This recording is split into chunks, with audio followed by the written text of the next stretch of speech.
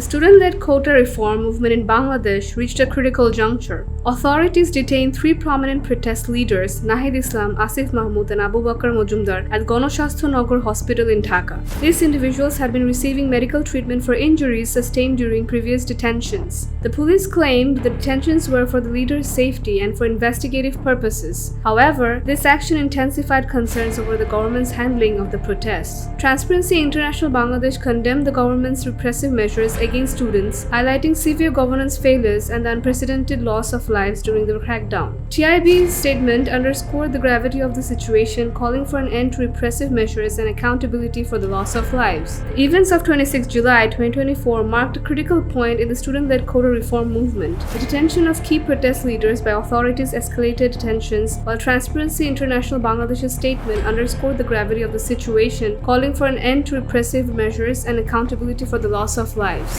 The crackdown on the protests resulted in significant casualties. The United Nations Human Rights Office estimated up to 1,400 people were killed during the 3-week crackdown, with many of the victims being students or young people engaged in the protests. The security forces were accused of using disproportionate force, including live ammunition, against protesters. The report also indicates that 3/4 of protest deaths were caused by firearms, with 60% of them being shot with weapons meant for war. In the aftermath of the violent suppression of the student movement, students have taken charge of maintaining order and cleaning up Dhaka. The protests led to the ousting of Prime Minister Sheikh Hasina after 15 years of increasingly autocratic rule. In her absence, students have effectively managed traffic and enforced laws in the capital, replacing the police force that has gone into hiding. The movement, initiated by Students Against Discrimination, has now transitioned from protest to active civic engagement, with students restoring sites damaged by violence, including the historic residence of Sheikh Mujibur Rahman. Nobel Peace Prize laureate Mohammad Yunus's interim government is now overseeing the transition, with elections anticipated in the coming months. Block raids are being carried out by dividing areas, with nationwide operations currently underway. Across the country, at least 555 cases have been filed, and 6,264 people have been arrested. In Chattogram, reports confirm the arrest of 30 students. In connection with the protests and subsequent violence centering around the quota reform movement in government jobs, the death toll has now reached 209. Meanwhile, Dhaka Metropolitan Detective Police (DB) have taken 3 coordinators of the anti-discrimination student movement platform leading the quota reform protests into their custody from Ganashastha Nagar Hospital in the capital. The 3 coordinators are Nahid Islam, Asif Mahmood and Abu Bakr Mojumdar. The student leaders hope for a future where citizens can freely express themselves and participate in democratic processes.